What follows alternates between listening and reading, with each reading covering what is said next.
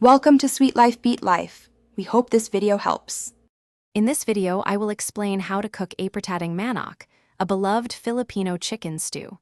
This hearty dish is known for its rich tomato-based sauce and tender chicken, often enjoyed with warm white rice. We'll cover all the essential ingredients and steps to create this flavorful meal, perfect for any family gathering or a comforting weeknight dinner. Let's get started with what you'll need. Before we begin cooking, proper preparation is key to a delicious Apridang Manok.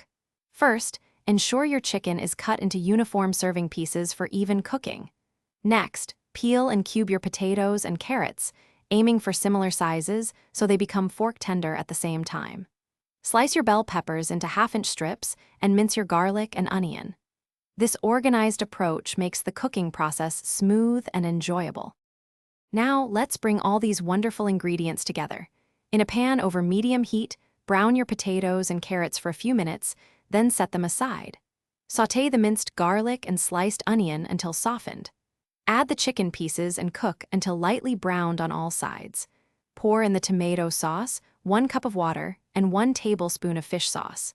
Simmer for about 15 to 25 minutes until the chicken is tender.